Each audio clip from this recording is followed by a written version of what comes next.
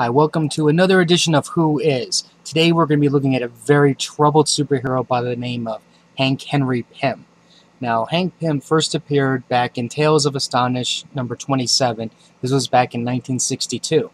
He was originally created by editor and plotter Stan Lee, scripter Larry Lieber, and penciler Jack Kirby. Now, from Tales of Astonish, he later became a founding member of the Avengers, known as Ant-Man, and his soon-to-be wife, Janet Van Dyne the Wasp. Now, Hank Pym was a brilliant scientist who developed this chemical called the Pym particles, and what this did was it allowed Jan and Hank to either grow or shrink, and unfortunately it developed something unfortunate, which was a mental illness, which later tarnished his career. Along with being able to change his side, Pym also developed a helmet that would allow him to communicate with ants, and this allowed him to bring the ants along with him onto battle when he was fighting the various supervillains. Pym has changed his identity more times in Avenger memberships than we change our socks. Now, I'm not going to cover every time he's changed or taken a leave of absence, but here are some of his highlights. Pym has taken the superhero name of these characters, Ant-Man, and shortly after his appearance in the Avengers, he changed his identity to Giant Man. Now, rumor has it this change was because he felt inadequate standing next to Thor and Iron Man. He later became Goliath, Yellow Jacket, and oddly enough, the Wasp. Pym's greatest creation and probably biggest failure was his creation of Ultron. To put it simply, Ultron was a robot that Pym used his own brain patterns, which was already faulty for its mind, and gave it an indestructible body. So imagine having a super-powered robot with daddy issues who wants to destroy everything. Now, over time, Ultron became one of the Avengers' most dangerous villains, and if you want to know more about Ultron, I have another video called Who is Ultron for more details. Now, to help with Pym's downfall, during a botched experiment, Pym inhales chemicals that induce schizophrenia. Suffering from a personality crisis, he rejoins the Avengers as the Yellow Jacket, and he claims to have killed Hank Pym, but nobody seems to care much. You know, this is comic books after all. Shortly after joining the Avengers, he asked the Wasp to marry him. The Avengers object, but Janet realized that it was Hank all along and agreed to marry him regardless. She felt that if she refused, it might cause him to become more unstable. Now, Hank's relationship with Jan was not a bed of roses.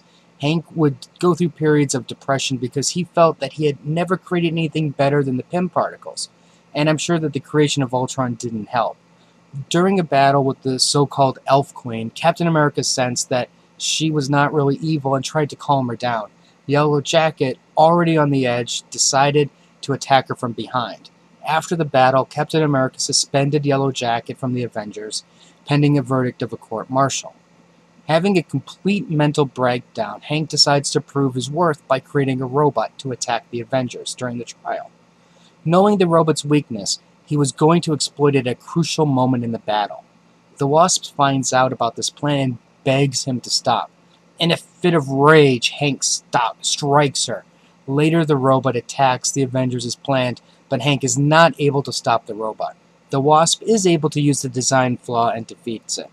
Pym is then expelled from the Avengers and is divorced from the Wasp.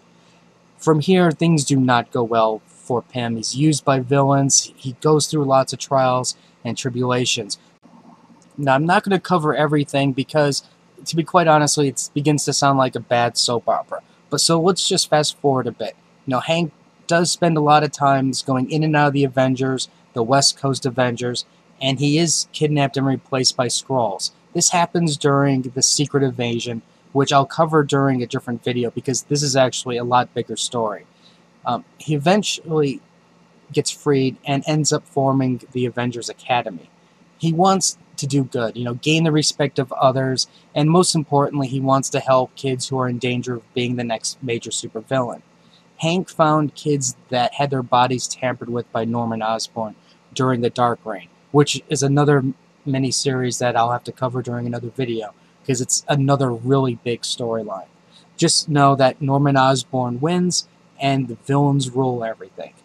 Now, depending on their environment, they could either end up being good or evil.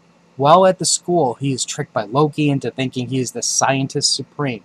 think of this as like a science version of Doctor Strange.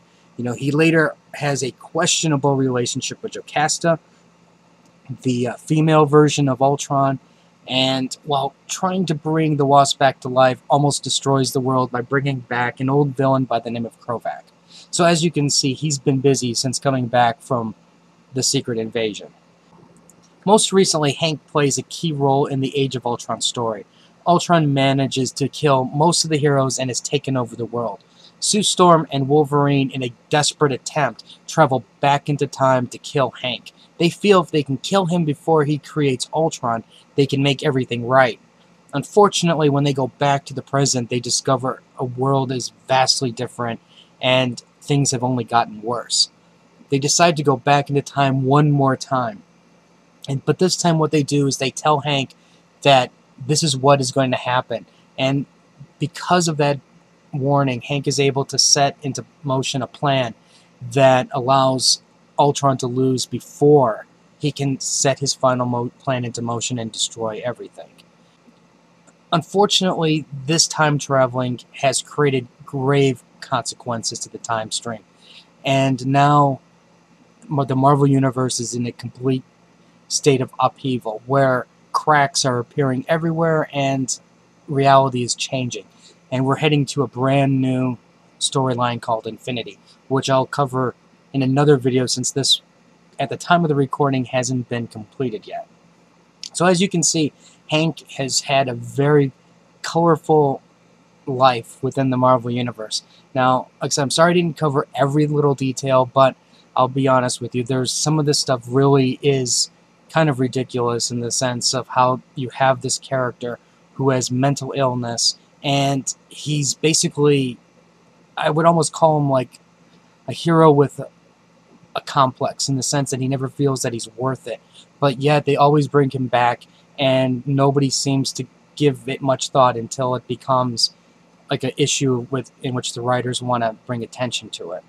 But he is an important member of the Marvel Universe, and he's a key character playing roles throughout the history of the Avengers and beyond. So if you have any comments or questions, let me know. Rate the video. I'll have more reviews later. And there's other key events that I will be covering, like Secret Invasion and Dark Reign, which will help patch up some of the holes that I left here. But to be honest with you, if I start talking about Secret Invasion without its own little section, you'll be completely lost if you don't know what's going on. Anyways, until next time.